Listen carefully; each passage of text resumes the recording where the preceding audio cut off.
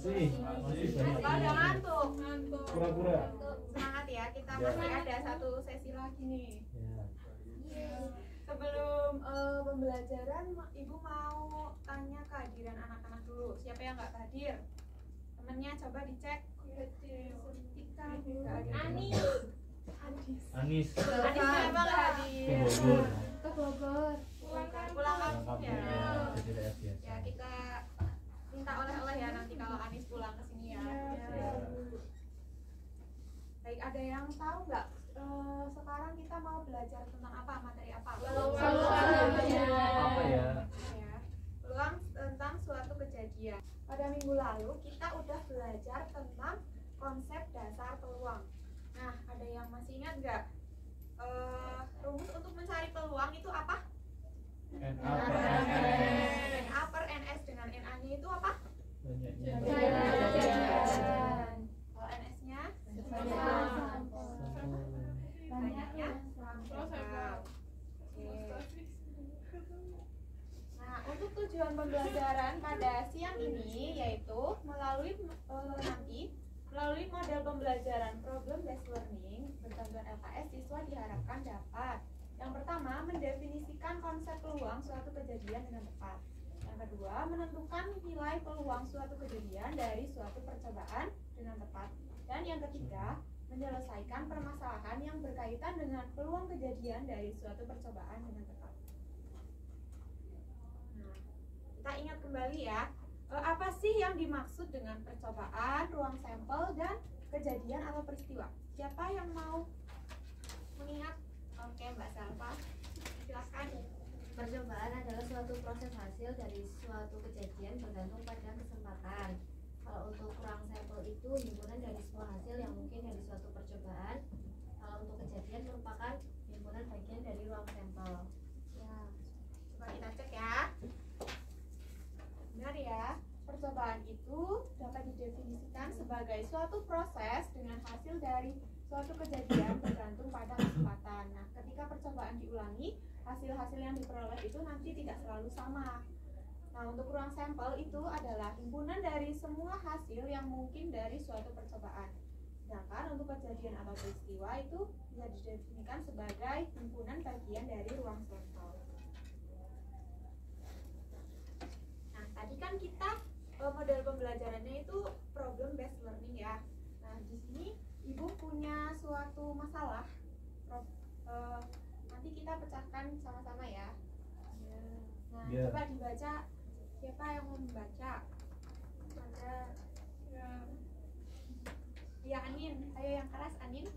Pada suatu permainan shoot the box, terdapat 2 buah dadu dilempar secara bersama-sama untuk mendapatkan total angka yang nantinya akan disusun berdasarkan angka-angka yang terdapat pada kepingan angka.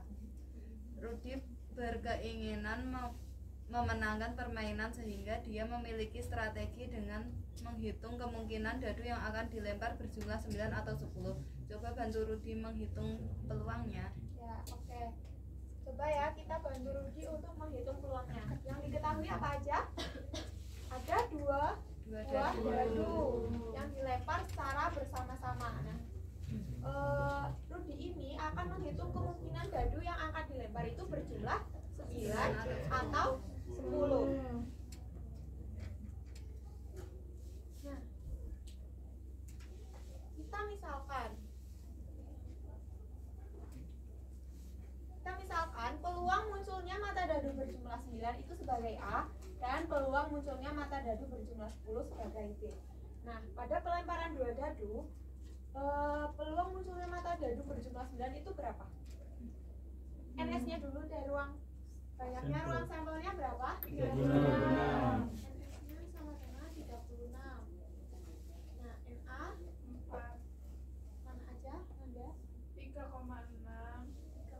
4,5, 5,4 sama 6,3. Ya, benar. Ada 4. NB tadi peluang muncul mata dadu 10 berjumlah 10 ada berapa? 3, yaitu 4,5 dan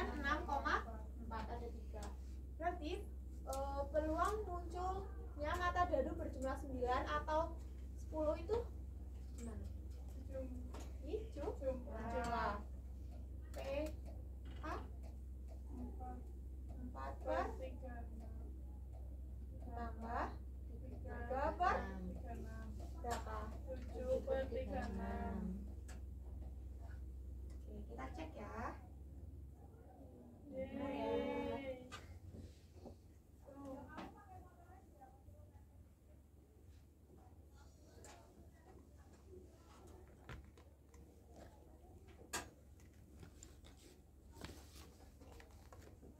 Baik, untuk kasus yang kedua ini gambar apa anak-anak? Koin. Koin, ya uang ya. Nah, 2 buah koin dilempar secara bersama-sama 1 kali. Tentukan peluang muncul angka pertama pada lemparan yang kedua. Nah, kalau koin dilempar, kan ada 2 koin, dilempar 1 kali. MS-nya jadi berapa? Peluang hasil yang mungkin ada, kan ada angka gambar A dan gambar. Jadi ada 4 kemungkinan. Itu baru lemparannya 1 kali ya. Kalau 2 kali berarti berapa? NS-nya 4 kali. Kan pertama 4 kali, yang kedua 4 kali, berarti 16. Lalu tentukan peluang munculnya angka pertama kali pada lemparan kedua. Yang ada angkanya berarti angka gambar sama gambar angka, berarti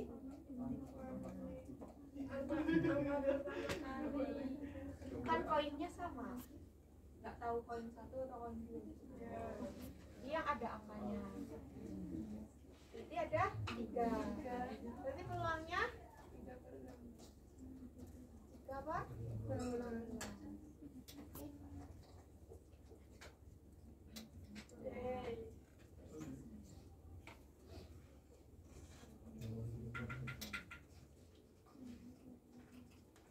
Nah, sebelum kita lanjut, apakah ada yang ingin ditanyakan? Sudah paham semua ya? Nah, waktunya kita diskusi. Itu ada lembar kerja yang nanti akan dikerjakan secara berkelompok. Nah, kelompoknya akan dibagi menjadi 3 ya. Nanti maju perwakilan.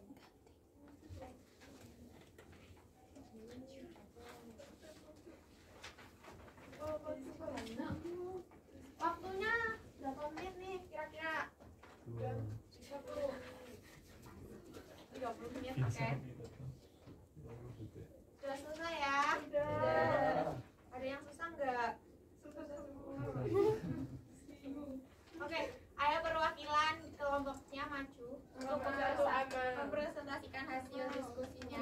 Lea. Semangat juga ya. Amalia. Iya, Pak Rus.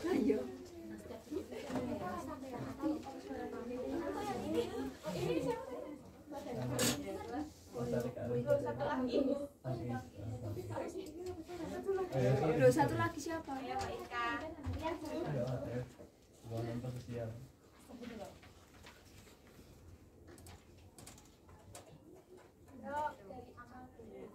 Untuk nomor 1, peluang muncul jumlah mata dadu 9 atau 11 adalah untuk peluang muncul mata dadu 9 itu ada sebanyak 4/36. Kemudian peluang muncul angka dadu 10 adalah 3/6. Jadi peluang muncul jumlah mata dadu 9 atau 10 adalah 7/36. Gimana anak-anak yang lain? Apakah ada yang beda jawabannya? Sama.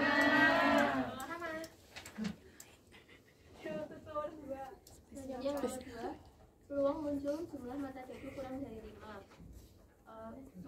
Jumlah mata dadu yang kurang dari 5 itu ada 1, 1, 2, 1, 3, 2, 1, 2, 2, dan 31, jumlahnya 6. Dan NS-nya 36. Jadi peluangnya 6/36 atau 1/6. Gimana? Kelompok 1 sama kelompok 3 Sama, Bu. sama ya. Sama. Nah, ayo kelompok 3. peluang muncul jumlah 4 atau jumlah 10. Nah, di sini ada 1/6. Untuk munculnya jumlah 4 itu ada 13, 31, 22. Itu ada 3. Terus peluang muncul jumlah 10 itu ada 3. Jadi hasilnya itu ada 1/6. Oke, benar ya. Beri tepuk tangan untuk teman-teman kalian.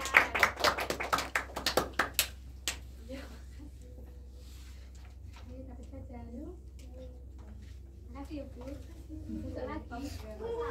Besok lagi. Baik, terasa ya pembelajaran kita udah sampai di penghujung pembelajaran. Mari kita tarik kesimpulan untuk pembelajaran pada siang ini. Ayo, siapa yang mau beri kesimpulan? Kita belajar apa aja sih? Peluang suatu kejadian. Nah, tadi rumusnya apa? NS. Apa? NS. Oke. Baca ya. Baik, untuk sampai sini ada yang mau ditanyakan dulu nggak sebelum kita berpisah nih? Jangan gitu. Paham semuanya? Baik, untuk lebih pahamnya lagi nanti Ibu kasih tugas ya untuk minggu depan. Deadline-nya masih minggu depan, masih lama. Yang tugas pertama itu untuk kerjakan buku paket halaman 112 sampai 115. Kalau tugas pertama sudah selesai, kalian lanjut ke tugas yang kedua, yaitu mempelajari materi tentang peluang kejadian maksimum. Nah, ini ada sedikit motivasi ya sebelum menutup pembelajaran siang ini. Tidak ada kata terlambat untuk belajar, karena perubahan terjadi karena kita mau belajar. Jadi jangan lupa untuk Belajar.